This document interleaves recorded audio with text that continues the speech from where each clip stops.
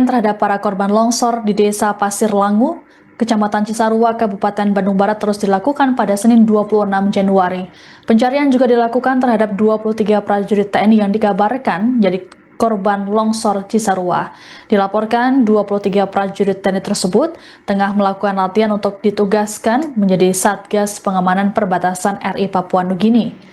Setelah longsor terjadi, seluruh prajurit TNI tersebut tidak dapat dihubungi melalui alat komunikasi yang dibawa. Sebelumnya, Kepala Penerangan Kodam 3 Siliwangi, Kolonel Infanteri Mahmudin, dalam keterangan pada Sabtu 24 Januari, mengatakan belum dapat memastikan kabar soal 23 prajurit yang jadi korban longsor.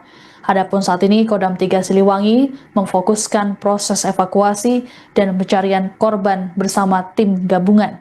Terkait proses pencarian hari ketiga, sebanyak lebih dari 2.000 personel dikerahkan untuk pencarian ini. Fokus pencarian diarahkan ke sektor A di bagian timur dan sektor B di bagian barat Desa Pasir Langu. Lokasi ini diduga kuat jadi titik tertimbunnya korban yang hingga kini belum ditemukan. Pencarian dilakukan dengan beragam metode, mulai dari penyisiran manual, penggunaan alat berat, hingga penggunaan alkon.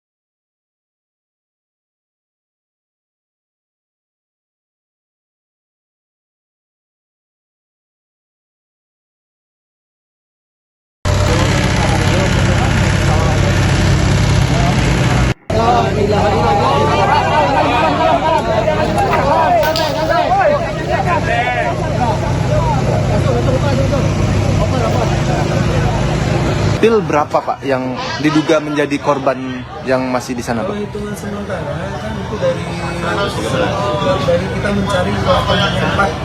Kita mencari 84. Oke. Berarti yang 103 sudah teridentifikasi, berarti sipil dari 84 berapa Pak? 25. Oke, kalau dari Polda itu kan 105 totalnya, 80 sekian dari Kan 113. ya. Sebanyak 25 kantong jenazah korban longsor di Desa Pasir Langu, Kecamatan Cisarua, Kabupaten Bandung Barat, Jawa Barat telah diserahkan tim SAR gabungan ke tim DVI untuk proses identifikasi per Minggu 25 Januari 2026. Adapun tim SAR kembali melanjutkan proses pencarian pada hari ketiga, Senin 26 Januari.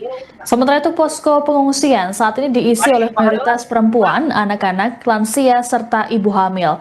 Dilaporkan beberapa dari mereka mengalami trauma akibat kejadian longsor ini. Laporkan bagaimana proses pencarian para korban hari ketiga ini berlangsung, apakah ada penambahan jumlah korban? Baik Siska dan Tribuners, dapat saya laporkan bahwa di hari ketiga ini, tadi pagi saya mendapatkan laporan dari Sekda, dari Pembangunan Sekda Kabupaten Bandung Barat, yang mengatakan bahwa sudah ada 25 kantong jenazah yang dipertemukan petugas dan dibawa ke tim DVI Polri. Dari 25 kantong jenazah yang dibawa itu, sebanyak 17 kantong sudah teridentifikasi dan juga jenazahnya sudah diserahkan kepada pihak keluarga. Masih ada 8 jenazah lagi yang saat ini masih dalam proses identifikasi. Dapat saya laporkan juga bahwa di hari ketiga ini petugas gabungan masih berjibaku begitu untuk melakukan pencarian di area longsor. Dan setidaknya ada sekitar 2.000 orang yang terlibat dalam proses penanganan maupun pencarian bencana longsor di Desa Pasir Langu, Kecamatan Cisarua, Kabupaten Bandung Barat. Begitu sih, Kak. Baik, lalu bagaimana dengan kondisi cuaca pada hari ini? Apakah mendukung proses pencarian oleh tim SAR gabungan di sana, Rahmat? Baik, Siska, dapat saya laporkan juga memang kemarin kami mendapat konfirmasi bahwa pemerintah melalui BNPB, Basarnas itu melakukan modifikasi cuaca untuk mengoptimalkan atau memaksimalkan misi pencarian korban yang diduga masih berada di balik lumpur material longsor. Pada hari kemarin, di hari kedua, tepatnya di hari Minggu, memang cuaca cukup mendukung untuk pencarian, di mana tidak ada hujan dan memang hanya sedikit rintik-rintik. Tapi di hari ini, di hari ketiga, cuaca di Desa Pasir Langu ini mendung begitu, dan sejak pagi tadi hujan rintik-rintik atau gerimis sudah mulai muncul, tapi belum ada pernyataan resmi bahwa pencarian akan dihentikan sementara. Begitu, Jika. Baik, terkait dengan peristiwa longsor di Cisarua ini juga beredar kabar adanya 23 prajurit TNI yang dikabarkan ikut menjadi korban. Lalu apakah saat ini sudah ada update-nya, Rahmat? Memang Santer dikabarkan ada anggota TNI. Sebenarnya informasi yang beredar itu ada 23 personil TNI yang dikabarkan ikut tertimbun longsor di Cisarua ini. Namun kami sejauh ini dari posko utama di kantor desa Pasir Langu ini belum ada pernyataan resmi terkait hal tersebut. Namun tadi saya sempat berbicara dengan Sekda atau insiden commander di peristiwa longsor di Cisarua ini. Dia mengatakan bahwa penanganan untuk korban yang sipil dan TNI terpisah. Meskipun belum ada pernyataan yang secara eksplisit bahwa ada korban dari pihak TNI yang ikut tertimbun longsor di Cisarua ini. Begitu kita. Baik, lalu bagaimana dengan kondisi para warga yang selamat dari kejadian ini di pengungsian? Apakah bantuan yang disalurkan sudah mencukupi dan juga bagaimana kondisi mereka saat ini? Apakah ada yang masih trauma dengan kejadian tersebut, Rahmat? Baik, saya sampaikan juga bahwa tadi pagi Sekretaris Daerah Jawa Barat Herman Suryatman memimpin langsung rapat koordinasi antar instansi di kantor desa yang dijadikan posko utama penanganan korban longsor di Cisarua ini. Memang tadi Herman mengatakan bahwa ada hal yang perlu ditingkatkan, yaitu bagaimana koordinasi dan yang berimplikasi terhadap manajemen penanganan korban-korban di pengungsian ini.